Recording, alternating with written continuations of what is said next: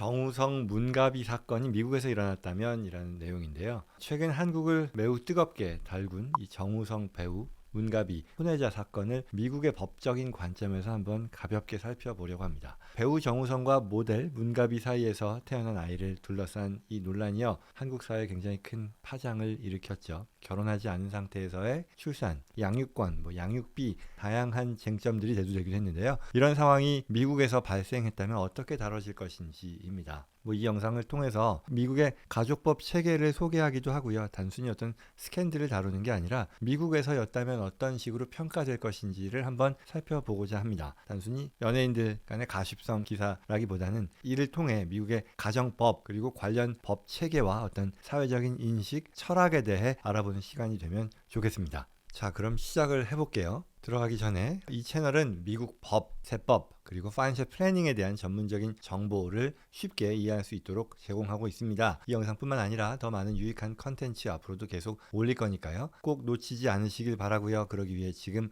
안 누르셨다면 구독 그리고 좋아요 꼭 눌러주시기를 부탁드립니다. 자, 그럼 미국 가족법에서 미혼 부모의 권리와 책임이라는 주제를 한번 볼게요. 미국에서는요, 미혼 부모도 자녀에 대한 동등한 권리와 책임을 갖는다라고 합니다. 부모 간의 어떤 관계와는 상관없이 자녀의 어떤 best interest of child, 그러니까 최선의 이익의 원칙이 우선된다라는 건데요. 이게 무슨 말이냐? 간단히 말하면 부모의 어떤 혼인 여부라던가 아니면 개인적인 관계, 둘 간의 관계와 상관없이 아이의 어떤 복지와 행복 면에서 어떤 게 가장 바람직하겠느냐라는 것을 가장 중요한 기준으로 삼는다는 뜻이죠. 법원이 모든 결정을 내릴 때 이 원칙을 최우선으로 고려한다라는 거고요. 예를 들어서 양육권 분쟁이 있는데 아버지가 사회 부적응자, 마약 중독자라고 한다면 법원은 아이의 안전과 복지를 위해서라도 어머니에게 단독 양육권을 줄 가능성이 높다는 거죠. 반면에 반대도 있겠죠. 어머니가 불안정한 어떤 정신 상태 생활을 하고 아버지가 안정적인 환경을 제공한다면 단순히 엄마를 우선으로 한다거나 그런 게 아니라 아버지에게 양육권이 주어질 수 있다라는 거죠.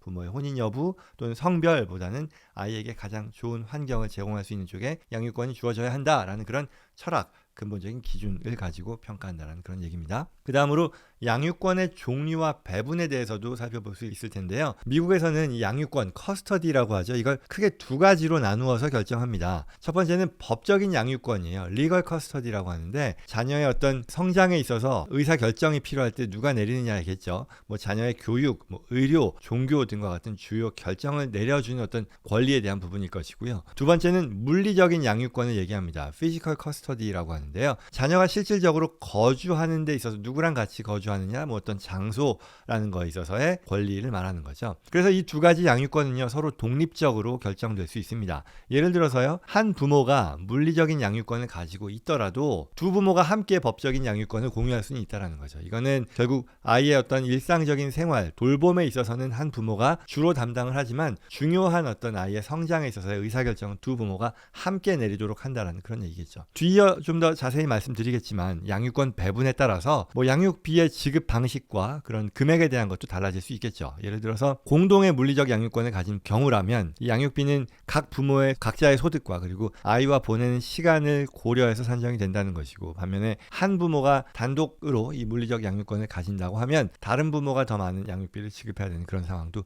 있을 수 있겠다라는 그런 얘기겠죠. 자, 그 다음으로 이제 아버지의 권리에 대해서 또는 의무에 대한 것도 있을 텐데요. 정우성 씨의 입장이 되겠죠. 한번 생각을 해본다는 거죠. 미국에서 만약에 이런 일이 있었다면 그가 아버지로서 어떤 권리를 가지고 어떤 점들을 고려해야 될까라는 얘기겠죠. 기본적으로 미국에서는요, 아버지로서의 권리를 인정받기 위해서는 이 친자 확인 테스트입니다. paternity test라고 하는데 이게 기본 절차로 들어갑니다. 그래서 이걸 통해서 아버지로서 자녀의 양육과 관련한 법적인 책임과 권리를 부여받게 되는 거죠. 이 절차가 중요한 이유는 뭘까요? 당연한 얘기겠습니다만 법적으로 아버지라는 것이 생물학적인 아버지라는 게 인정이 되어야 양육권을 주장할 수 있는 것이고요. 또 동시에 양육비의 지급과 관련된 의무도 지게 되기 때문인 거죠. 정우성 씨의 경우는 이미 아이의 아버지라는 것을 인정했기 때문에 이 절차를 거치거나 아니면 또는 면제될 수도 있겠죠. 법적인 아버지로 인정받았을 겁니다. 그리고 나서 이제 아버지로 인정받고 나서는 양육권의 결정 과정에 참여할 권리라던가 아니면 자녀와의 면접 교섭권, 방문권 정도 정도가 되겠죠. 그리고 자녀의 중요한 의사 결정에 참여할 권리 등을 가지게 된다.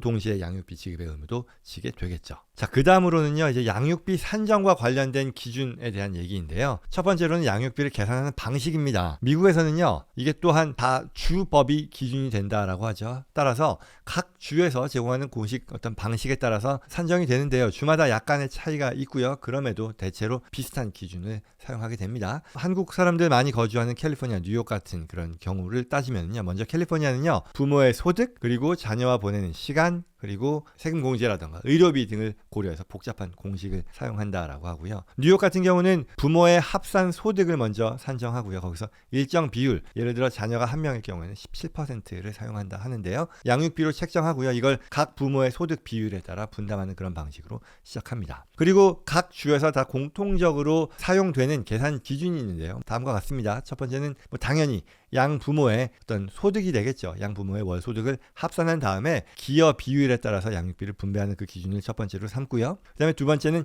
자녀와 보내는 시간입니다. 말하자면 물리적인 양육 시간을 어떤 부모가 더 많이 부담하느냐, 더 시간을 보내느냐에 따라 양육비 금액이 조정된다는 것이고요. 세 번째는 또 자녀의 어떤 특수한 상황, 자녀의 필요를 또 고려하게 된다는 거죠. 특별한 교육, 의료, 어떤 생활에 있어서의 필요가 있다라고 하면 추가 비용을 또 산정하는 데 있어서 반영한다라고 얘기합니다. 예를 들어서 좀 설명을 해볼게요. 예를 들어 첫 번째는 가정주부가 있고 또 사업가 남편이라고 한다면은 아마도 남편이 벌어들이는 소득이 인컴이 대부분일 것이고 아내는 소득이 없겠죠. 따라서 남편이 대부분의 양육비를 부담하게 됩니다. 남편이라기보다는 남자 또는 사업을 하는 그쪽 대상이 되겠죠. 물론 여기서도 아내 또는 여기서는 지금 가정주부로 산정한 사람이겠죠. 주로 이 자녀를 돌보는 시간이라는 것을 고려해서 양육비 금액이 조정될 수 있을 것이고요. 또 두 번째로는 맞벌이 부부 또는 맞벌이 커플이 있을 수 있겠죠. 남자 소득이 월 8,000불이고요. 여자 소득이 6,000불이라 그러면 총 소득이 월 14,000불이잖아요. 이 중에 60% 정도 그리고 40% 정도가 남자, 여자 쪽으로 부담하는 그런 비율로서 양육비가 계산될 수 있겠죠. 여기서도 물론 자녀와 보내는 시간이 누가 많으냐에 따라 이 비율을 조정할 수 있겠죠. 그래서 정우성 문가비 케이스로 간다면 정우성 씨는 고소득 배우라고 우리가 알고 있죠. 그리고 문가비 씨는 상대적으로 소득이 적을 것으로 추정된다라고 합니다. 그런 경우라면 앞서 말씀드린 그런 사례에서처럼 미국에서는 이 정우성 씨의 높은 소득을 고려해서 상당한 금액의 양육비를 지급해야 할 가능성도 높겠죠. 또한 여기서도 아이와 보내는 시간도 중요한 요소일 텐데요. 아마도 문가비 씨가 아이를 돌본다 했으니 주로 아이를 돌보는 그런 역할을 하게 될 테니 정우성 씨는 원래 이 소득의 차이뿐만 아니라 그보다 더 많은 수준의 비중의 어떤 양육비를 지급해야 할 수도 있을 겁니다. 반면에 만약에 이 둘의 어떤 어레인지먼트가 비슷한 시간을 아이와 같이 보내기로 약속을 한다면 양육비 금액은 또 이에 맞게 조정이 될 수도 있겠다라는 그런 얘기죠.